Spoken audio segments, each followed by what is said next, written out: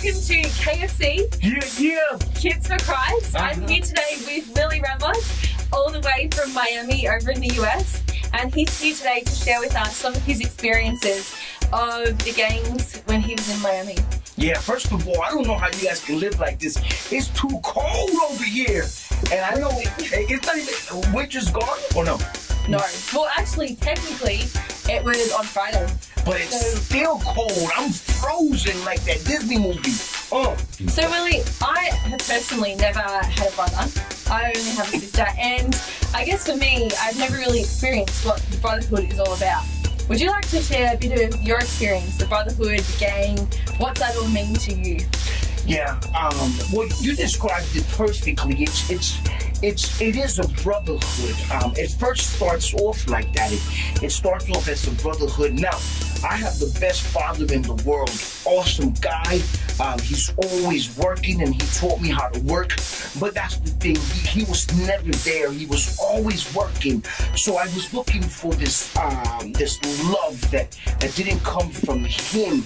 And I went to the brothers in the street corners, and I went to the gang members, to the drug dealers, and it appealed to me and to my senses. It started off like that at first.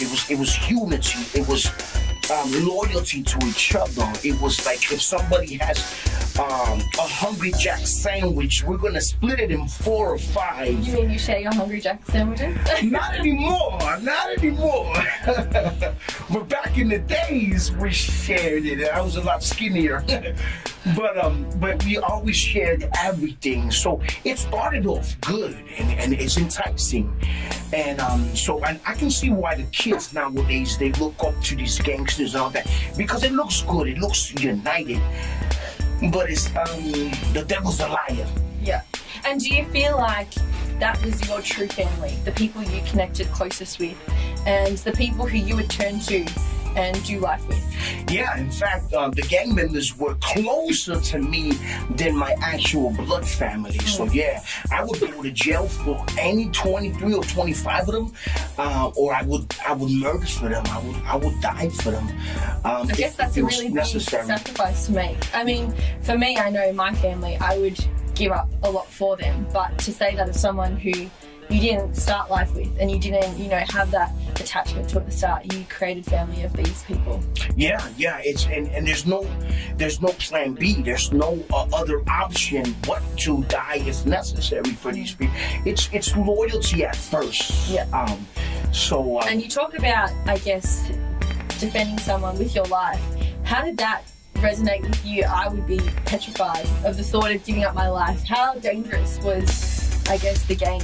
Oh yeah, it was crazy. It was crazy. Now, you would always look backward, left and right, and you would go to the restaurant and you would sit facing the doors to see if your rival gang members coming in or out. You're in the toilet and you can't have peace. So it is that. It's always an insecurity, or it's always like, am I gonna die today? But check this out. In the streets, there is no higher calling but to die for a friend. You become a legend if that happens. So in actuality, we're putting ourselves out there to see if we become that OG status, if we can become legends. So we look for trouble. We do. And what sort of trouble would you say you got up to? What were some of the more dangerous things? I guess we don't see a lot of that in where we live. I've grown up pretty sheltered, and I guess I never really had any encounters with a gang or, this sort of brotherhood that's, doing reckless things. What was, I guess, the reckless things you're up to? Right.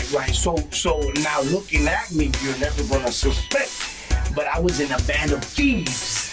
Now, it looks like I don't fit into the windows, but if Santa Claus can fit down the chimney, I got this. But I was in a band of thieves, so we became organized crime. We would rob from retail stores. And it first started off with robbing, but I'll get back to that. So yes, I was a thief, and then we would protect each other. We would wear the same colors, same clothes. At the time, it was the name brand Dickies. Converses. I know everybody in the mall, everybody and their mama, I see them wearing Converses, but that was a gang shoe.